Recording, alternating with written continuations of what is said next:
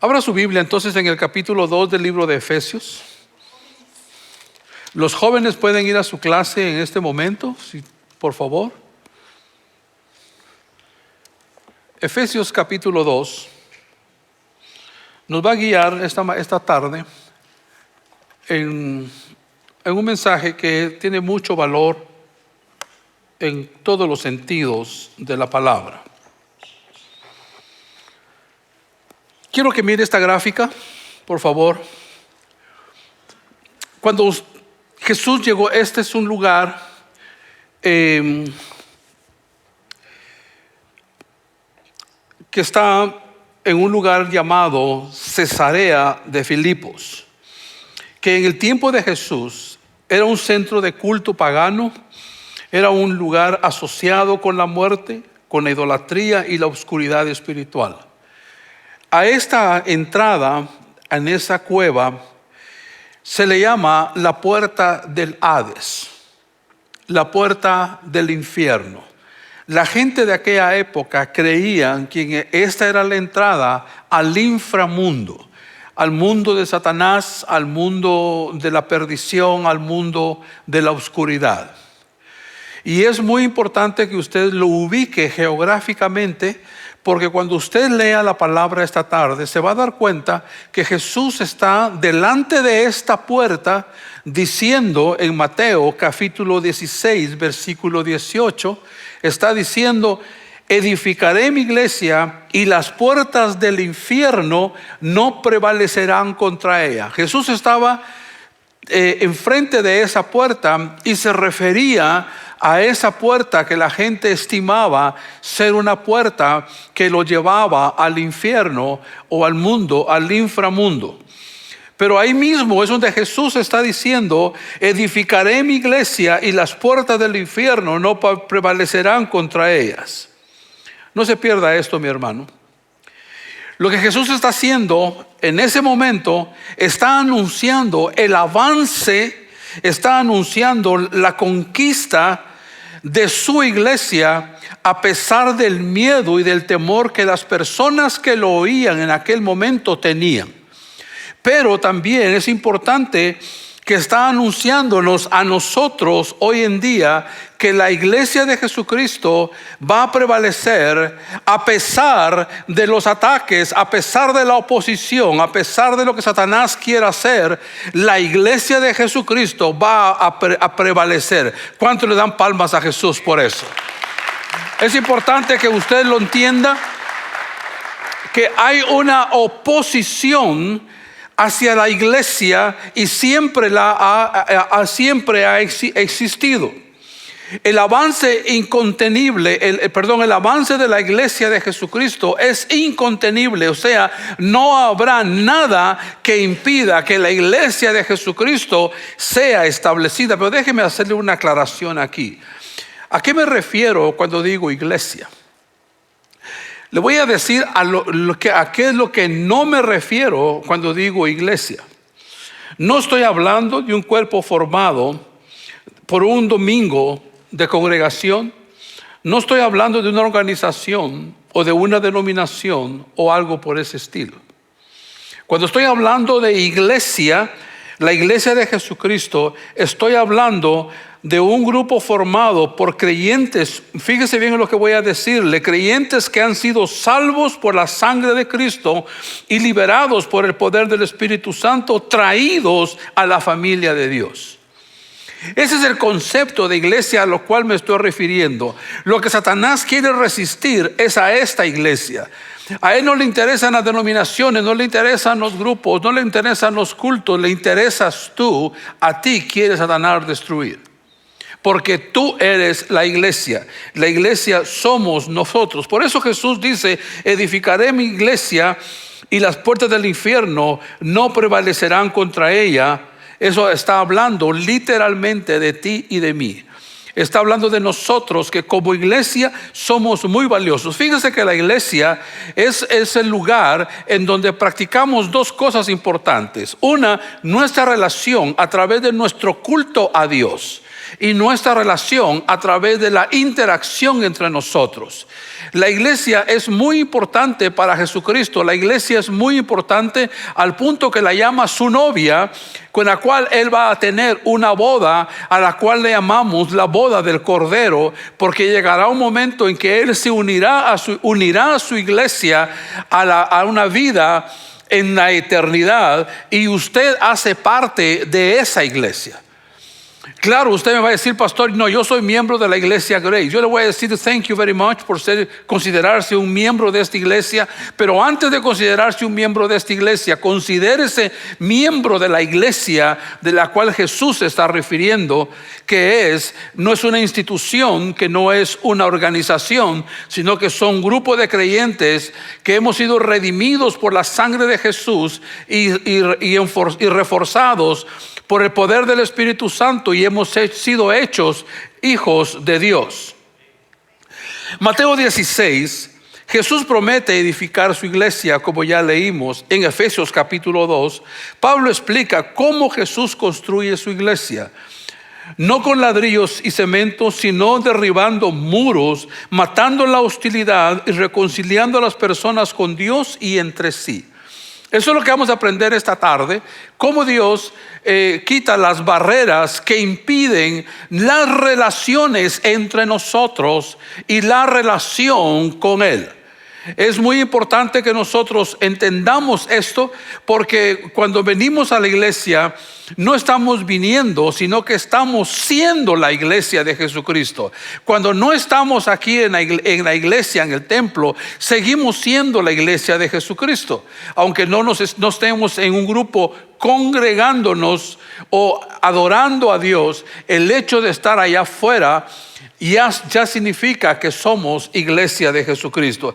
Ahora, por favor, Efesios capítulo 2, ahora sí, versículos 1 a 22.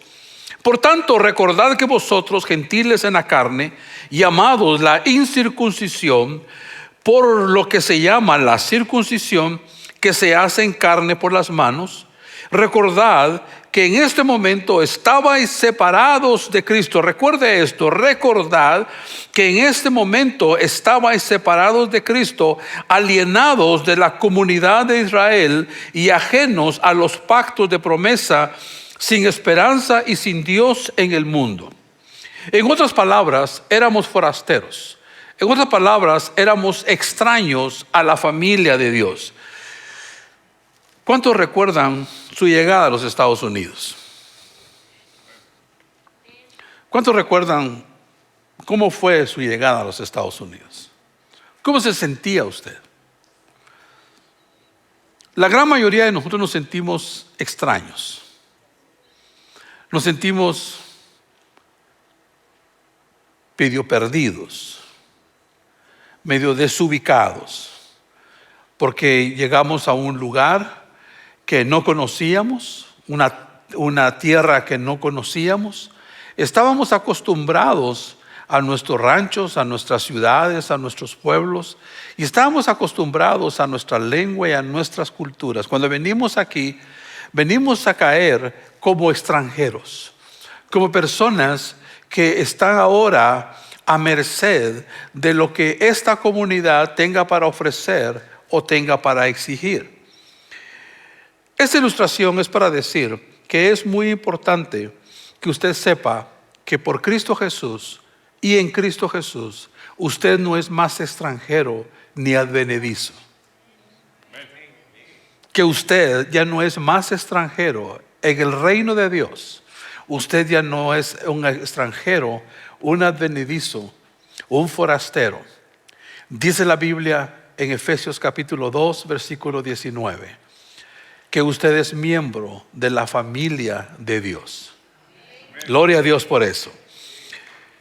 Nosotros decimos, al seguir leyendo la escritura, en versículo 13, pero ahora en Cristo vosotros, que eras una vez que estabas lejos, habéis sido acercados por la sangre de Cristo. Hubo algo que es más poderoso que la persuasión a nuestra mente. Es el hecho de que Jesús derramó su sangre para que nosotros que estábamos lejos, que estábamos distantes de la familia de Dios, por el derramamiento de sangre de Jesús hemos sido atraídos hacia Él. Esas podrían ser dos palabras más esperanzadoras, pero son las palabras pero ahora. Es importante que usted entienda esto. Estábamos lejos, pero Dios nos ha acercado. Entendamos esto. Dios nos ha acercado. No es que nosotros nos hemos acercado. No es que nosotros decidimos un día acercarnos a Dios, fue que Dios se acercó a nosotros y Él nos persuadió a través de su Espíritu Santo, porque el Espíritu Santo es el que convence al hombre de pecado y de justicia. Y esto es muy importante que usted lo lleve consigo en la meditación de esta tarde. En el versículo 14 dice, porque Él mismo es nuestra paz, quien nos ha hecho unos en ambos. Cuando dice nos ha hecho unos en ambos, era porque había una marcada división entre gentiles y judíos, entre el pueblo de Dios y los que no eran pueblo de Dios. Había una marcada distinción o una diferencia entre la forma de relacionarse en medio de entre los dos grupos. El gentil no podía relacionarse con el judío. El judío no podía relacionarse libremente con el gentil, y había mucha división. Pero dice la Escritura que nosotros hemos sido hechos uno, hemos sido hechos de los dos pueblos, un solo pueblo. Y vamos a entender esto a través de entender lo que el capítulo 2, versículo 14 nos dice cuando hablamos, porque Él mismo es nuestra paz, quien nos ha hecho uno en ambos. Todo lo demás que Pablo dice fluye de esta única verdad en el versículo 14. ¿Cuál es la única verdad? Es que Jesús es nuestra esperanza. Es nuestra paz, perdón. Jesús es nuestra paz. Pablo no dijo que Jesús trajera paz, porque el mismo Jesús dice, yo no vine para traer paz, al contrario, yo vine para causar división entre nuera y suegra, entre padres e hijos. Jesús no vino a traer paz. Él no enseñaba respecto de la paz. Él no era un modelo de la paz. Pablo dijo que Jesús es paz. Es paz, es parte de eso. Significa que Jesús, siendo una persona, la persona de Jesús es paz. Mucha gente pasa por alto todo esto, y a veces confunden las cosas. Buscamos la paz, oramos por la paz y luchamos por la paz. Asumimos que llegará cuando cambien las circunstancias o personas se arreglen. Pero eso no es la paz bíblica a la cual nos vamos a referir. Debemos hacer la distinción entonces entre la paz y la comodidad. La comodidad es una cuestión de control, mientras que la paz es una cuestión de confianza. El consuelo llega cuando la vida va como yo quiero. La paz llega cuando confío mi vida toda a alguien más grande que mis circunstancias. La comodidad requiere que las cosas se calmen, pero la paz permanece cuando las cosas están inciertas. El confort nos dice lo siguiente: hagamos que esto pare, mientras que la paz, Jesús dice, incluso en esta tribulación, Dios es fiel. Cuando nosotros conocemos a Jesús, conocemos la verdadera paz. Y es una paz que se va a ver manifestada en la relación que cultivemos entre nosotros y con Dios. Es una paz que se va a ver manifestada de diferentes maneras, de maneras reales, de maneras obvias. ¿Cuántos de ustedes aquí han pasado por momentos muy agitados, muy turbulentos en los últimos meses? Solo Flor. Ha de ser por el marido. Todos los que hemos pasado por alguna situación turbulenta, alguna agitación, lo que más deseábamos era tener paz. ¿Qué es lo que hicimos? Fue intentar ver que las cosas se resolvieran para tener esa sensación. Pero nosotros estamos aprendiendo que cuando estemos agitados, cuando perdamos la paz, debemos buscar a Jesús, porque Él es paz. Porque tenemos que buscar a Jesús porque Él no hace la paz, Él es paz. Él nos da la oportunidad de descansar plenamente en Él, porque en Él confiamos plenamente. Déjeme hacer otra pregunta aquí. ¿Cuántos de ustedes confían en Jesús? 90%. Ok. ¿Cuántos de ustedes confían en Jesús? 100%. Esa es la respuesta colectiva, esa es la respuesta que yo esperaba, porque es muy importante que nosotros confiemos plenamente en Jesús para poder disfrutar de su paz.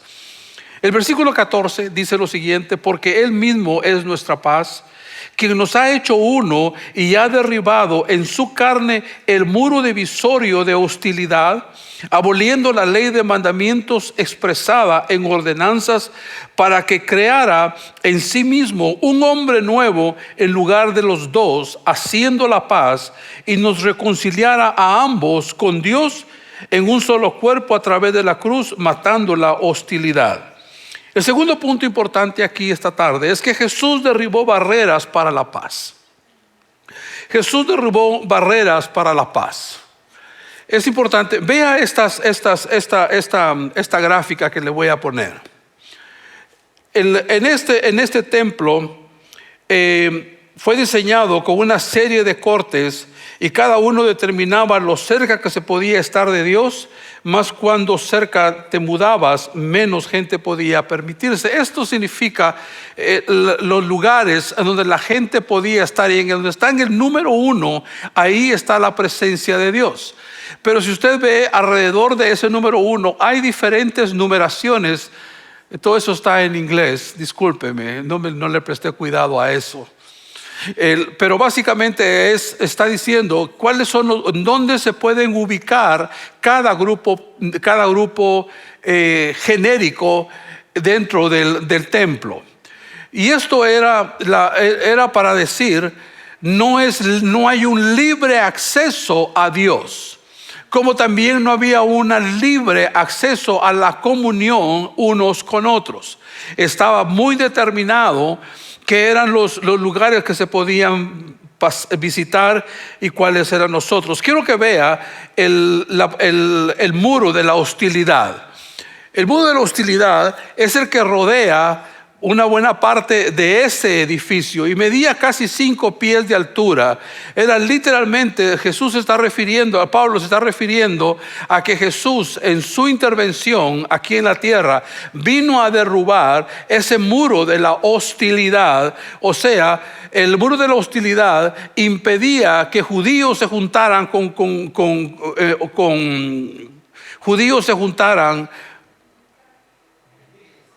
gentiles. Disculpe, me dio un blanco en la cabeza ahorita. Creo que me hace falta café. Jesús vino literalmente a derrubar estas barreras físicas, materiales que existían. Y esto con la intención de hacer un solo pueblo. Vea la siguiente gráfica, por favor. Y le voy a decir, esto era parte de lo que eran los muros que dividían los lugares de congregación. O sea, no es como ahora que aquí en esta iglesia, por ejemplo, tenemos 10 diferentes nacionalidades. Tenemos guatemaltecos, hondureños, nicaragüenses, tenemos colombianos, venezolanos, tenemos mexicanos, tenemos americanos, tenemos peruanos, tenemos chilenos, tenemos ¿quién me faltó? Salvadoreños, ya dije. No dije. No, ¿cómo me pueden faltar las pupusas? No puede ser. Argentina, ¿verdad? Tenemos diferentes nacionalidades y ahora nos podemos relacionar bien entre nosotros a pesar de nuestras nacionalidades. En aquella época era muy difícil la interacción comunitaria, precisamente por las ordenanzas y por todas las reglas que existían, que de siempre estaban diciendo a quién perteneces o a quién no perteneces. Entonces Pablo dice que Jesús derribó ese muro. Jesús no negoció el acceso, literalmente se encargó de derribar todas las barreras que impedían que entre los pueblos se pudieran relacionar. Y eso es algo que Dios ha hecho en medio de nosotros este día. Aquí nos podemos relacionar, nosotros como iglesia nos podemos relacionar bien porque tenemos a Jesús en común y ahora ya no hay dos pueblos, sino que hay un solo pueblo. ¿Está usted conmigo? Nosotros tenemos la ventaja, tenemos la bendición de poder disfrutar de nuestras diferencias. ¿Cuántos conocen las garnachas? Ella es de Guatemala, seguramente los conoce. Ellas son de Centroamérica, yo creo que es la misma a lo que yo me refiero. ¿Quiénes no conocen las garnachas? Un montón no conocen las garnachas. Las garnachas son unas tortillitas pequeñas que se les pone carne molida y se fríen. Y se pone alguna salsa picosa o alguna salsa de tomate con cebollita picada, con un poco de orégano, de cilantro, pero son muy pequeñas y las venden en las ferias en Guatemala. Por eso es que usted no las conoce, porque usted no es de Guatemala. Pero a pesar de que usted no conoce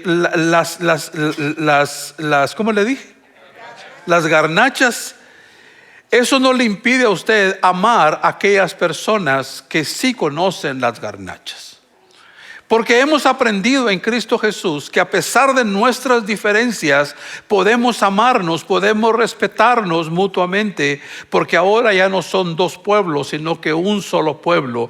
En lo físico, ya le demostré por las gráficas que eran lugares en donde la gente no podía entrar, la gente no podía ir a esos lugares por causa de las divisiones que habían. No había cómo poder hacer que las personas se relacionaran porque había mucho por lo cual las personas no podían relacionarse.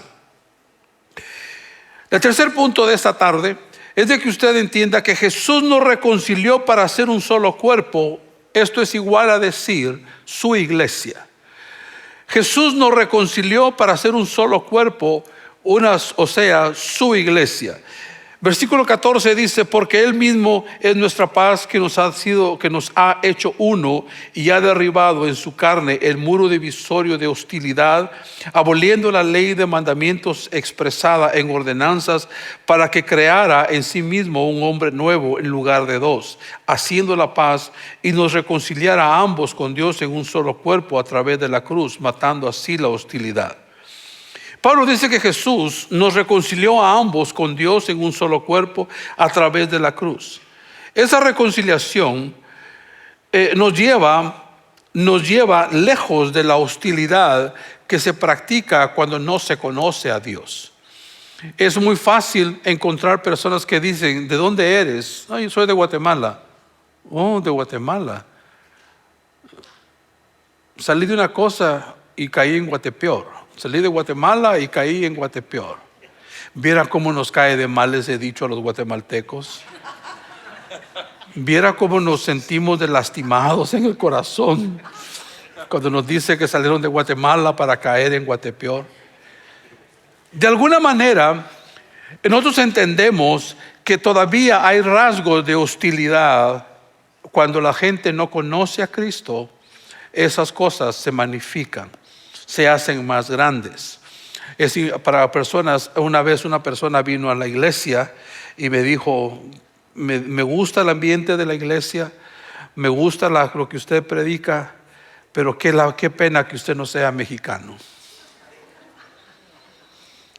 Hostilidad se manifiesta de diferentes maneras. Dios nos ha pagado, ha hecho que Jesús pague un precio para ser nosotros redimidos, para ser nosotros salvos, pero también por su sacrificio esas barreras se han derrumbado. Denle un aplauso a Jesús por eso.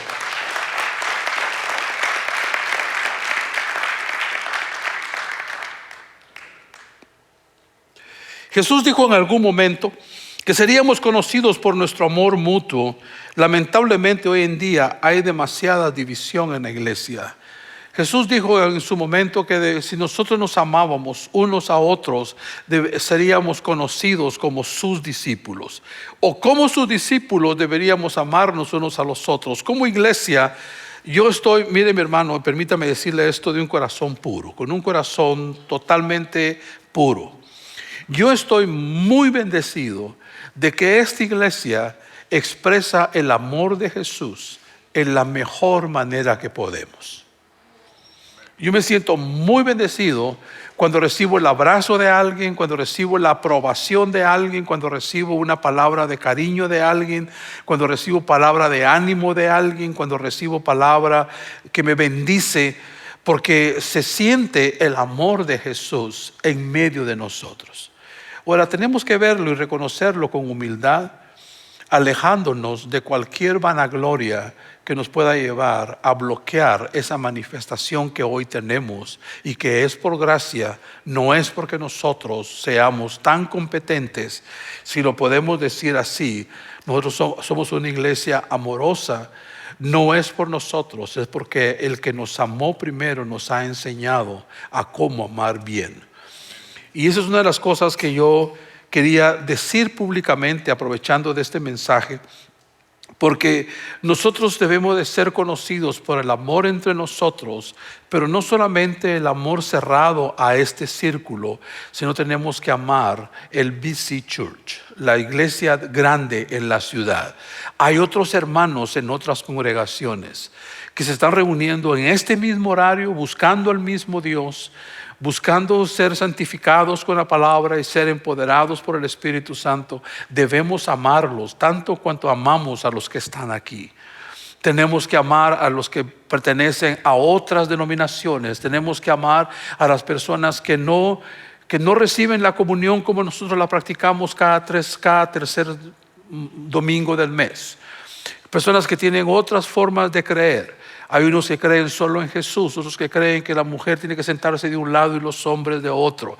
Hay muchas creencias, tenemos que amarlos a todos, porque somos un solo pueblo con algunas diferencias, pero las diferencias no las tenemos que buscar para separarnos. No, que tenemos que buscar las virtudes que tenemos y relacionarnos a partir de esas virtudes. ¿Está usted conmigo esta tarde? La cuarta es que en Jesús somos una iglesia unificada. Y vino y predicó paz a vosotros que estabais lejos y paz a los que estaban cerca, porque a través de él ambos tenemos acceso a un solo espíritu, al Padre. Así que ya no sois extranjeros ni advenedizos, sino conciudadanos de los santos, miembros de la casa de Dios, construidos sobre el cimiento de los apóstoles y profetas, Cristo Jesús mismo, siendo la piedra angular, en quienes toda la estructura, al estar unida, crece hasta convertirse en un templo sagrado en el Señor. En él también estáis siendo edificados, juntos en un lugar de morada para Dios por el Espíritu. Una de las cosas que nosotros tenemos que apreciar es que nosotros tenemos acceso directo al Padre en este momento. El velo se rompió y permitió que el hombre pudiese llegar al lugar donde antes no podía llegar. El velo medía entre 6 y 7 pulgadas de grueso, 90 pies de altura, 30 pies de ancho. Era lo suficientemente grueso que era imposible que alguien llegara y lo rasgara con las manos. Pero ¿sabes qué? El sacrificio de Jesús en el Calvario, dice la Escritura, rompió el velo de arriba hacia abajo. Hubiera sido distinto si lo hubiera roto de abajo hacia arriba, hubiera sido más fácil de creerlo. Pero es más difícil de creerlo cuando pensamos cómo se puede rasgar algo tan grueso, tan grande, de la parte superior hacia la inferior, solo a través del poder de Jesús. Y eso fue lo que nos permite, el hecho de que ahora ya no hay división entre el hombre y Dios. Ahora podemos llegar plenos a la presencia de Dios. Déjeme hacerle una pregunta. Cuando usted ve eso, usted ve que hay diferentes lugares, pero no podía llegarse a todos los lugares, porque en algunos tenía que tener algunas calificaciones, en otros otras calificaciones, pero para llegar al lugar santísimo, al Holy of Holies, ese lugar, tenía que ser una persona que estuviera inmaculada, una persona que estuviera sin pecado, tenía que tener una preparación, y eso solo se permitía a una persona llamada el sacerdote. Y ese velo que usted ve ahí en medio se rompió, y ahora ya no hay cómo se pueda pensar en divisiones para poder entrar a la presencia de Dios. Déjeme hacerle una pregunta.